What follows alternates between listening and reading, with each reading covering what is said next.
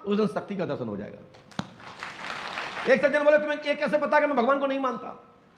हमने कि इसका प्रमाण है। यदि तुम भगवान को मानते होते, भगवान का स्मरण करते होते, तो आपके ऊपर भूत प्रेत नहीं होते।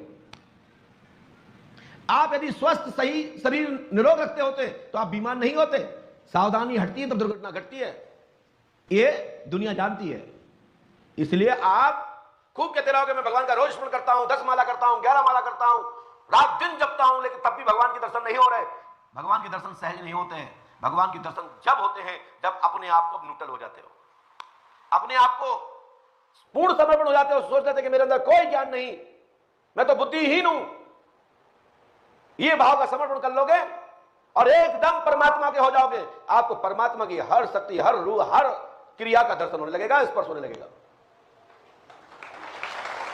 इसलिए ये कहना गलत बात है। ये तो तर्की लोग कहते हैं, तर्क करने वाले कहते हैं वाह तुम भगवान को मानते, क्या मैं नहीं मानता? हम भी तो कह रहे हैं राम राम राम राम राम, तुम्ही को कृपा क्यों हुई, हमको क्यों नहीं हुई? बस इतना ही तो फर्क है कि तुम कह के बता रहे हो और हमारे गुरुदेव ने हमारे अंदर के भाव को पकड़ के कृपा कर दी है। इसीलिए एक ही व्यक्ति दो स्वरूपों में दिखाई देता है और दोनों स्वरूपों के अलग अलग कर्म होते हैं। छाया का अलग कर्म होता है और स्वरूप का अलग कर्म होता है। मानो तो तुम भी हो, मानो हम भी है। हम ही जैसे तो आप लोग हो, हमारे जैसे तो आप सब लोग हो, और आप जैसे ही लोग तो हम हैं। लेकिन अंतर इतना है कि मेरे गुरु की कृपा हमारे ऊपर हो गई है और तुम्हारे गुरु की कृपा हो जाएगी। बस मेहनत करो और परमात्मा को भजो। जो नास्तिकता से आता है, जो परीक्षणार्थ आता है, उसको परीक्षा मिलने में टाइम लगती है, क्योंकि उसके मन में अनेक अनेक भाव होते हैं।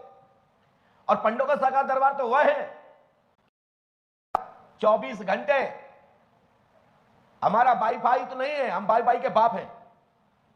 जितने वाईफाई पैदा हो गए आज, जितने पर्चा लिखने वाले, सब हमारे ये छोटे छोटे बच्चे हैं, एक एक बीते की लंगोटी पहनते हैं। ये अर्चा पर्चा नहीं है, ये तो पर्चियां बना रहे हैं। पर्चा किसे कहते हैं? जिस दिन लाइट के सामने पहुंच जाओगे तो पता लग जाएगा लाइट किसे कहते हैं।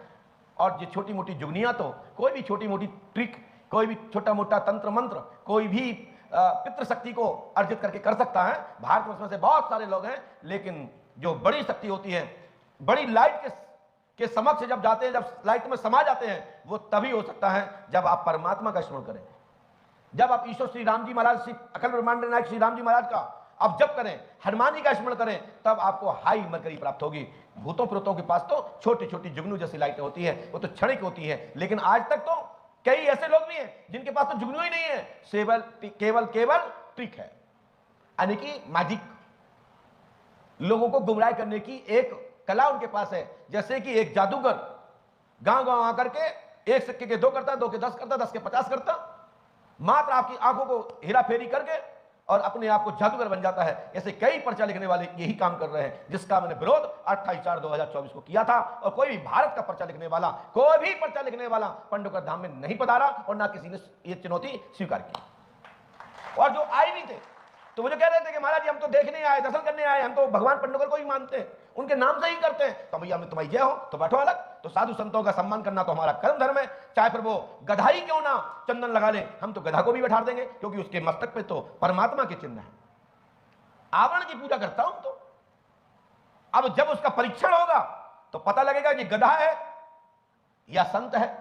तो फिर गधा गधा ही रहेगा, संत संत ही रहेगा। उसकी खोज विज्ञान के कई channel, social site, electric media इसके पीछे पड़ गई है। और मुझे इस बात से बड़ी खुशी है। धन्यवाद ऐसी सोशल इलेक्ट्रिक मीडिया को कि अंधविश्वास को खत्म करने की मुहिम चलाती है। इसके लिए पंडोकर धाम की पीठ की ओर से साधुवाद एवं आशीर्वाद।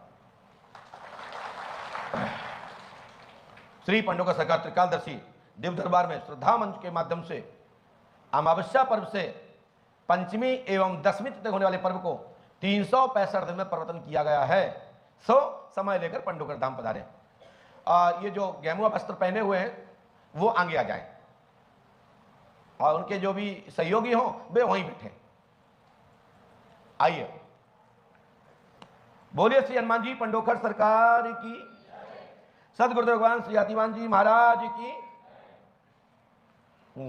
चलिए सबसे पहले अपन रामधुन करते हैं और चलते दरबार की ओर। बोलो श्री राम जय जय राम। बोलिए।